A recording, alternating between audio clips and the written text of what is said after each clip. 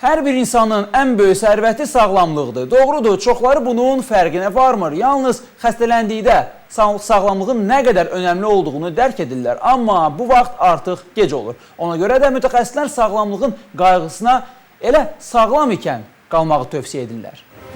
İnsan ilk olaraq öz sağlamlığını qorumalı, öz-özünün həkimi olmalıdır. Bunun üçün çox da ciddi işlər görmək tələb olunmur. Sadəcə gün ərzində 30-50 dəqiqə məşq həyatımıza böyük dəyişikliklərə səbəb olar. Hazırda bütün dünyada, xüsusilə qadınlar arasında populyarlıq qazanan fitness ölkəmizdə də geniş yayılıb. Fitness bir sıra idman hərəkətlərinin birləşməsindən yaranır. 2014-cü ildə powerlifting üzrə Azərbaycan kubokunun sahibi, hazırda individual məşqçi kimi çalışan Aytən Mirəliyeva idmanla məşğul olmaq üçün yaş həddinin olmadığını deyir. Ümumiyyətlə, yaş söhbəti yoxdur. Fərq eləməz, insanın 13 yaşı var, ya insanın 80 yaşı var. Bir şey dediyimdə, bizim cəmiyyətdə ən böyük problem odur ki, 30 yaş olan kimi hamı özünü qoca sayır. Amma ümumiyyətlə götürəndə 50 yaş bu hələ insanın yarı ömrüdür. Qocalıq gəlir 80 yaşından sonra. Müsahibin sözlərinə görə fitness elə bir idman növüdür ki, onunla məşğul olarkən edilən hərəkətlər hər adamın öz orqanizmində yaşına görə fərqli olur. Hər yaşda olan insan fitnesslə məşğul ola bilər. Amma fitnessə başlamazdan əvvəl mütəxəssis tərəfindən onun yaşına, sağlamlıq vəziyyətinə uyğun olan idman hərəkətləri müəyyən edilməlidir.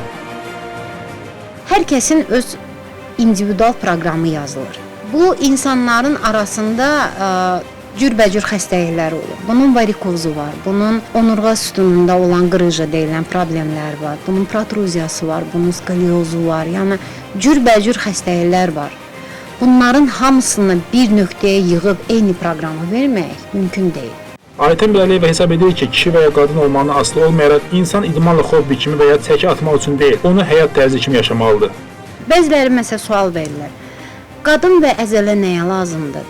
Mən bu insanlara başa sala bilmirəm ki, əzələ yalnız zalda çıxır. Amma bu o demək deyil ki, mən küçədə gedərkən mən əzələmi çıxardıb gəzirəm.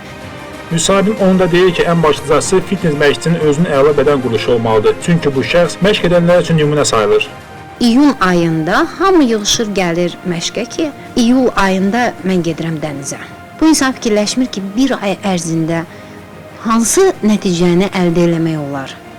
Onu da bildirək ki, oturaq həyat tərzi keçirənlər üçün fitnessin xeyri yoxdur. Britaniyalı alimlər 800 min insanın iştirak etdiyi 18 müxtəlif araşdırmalardan sonra bu qənaətə gəliblər. Alimlər bildirirlər ki, oturaq həyat tərzi sürərkən daim idman zalına getmək insanları diabet və ürək xəstəliyindən qorumur. Bəziləri gündə 1 saat idman etməklə özünü inandırır ki, sağlam həyat tərzi keçirir. Lakin yerdə qalan 23 saat haqqında fikirləşən yoxdur.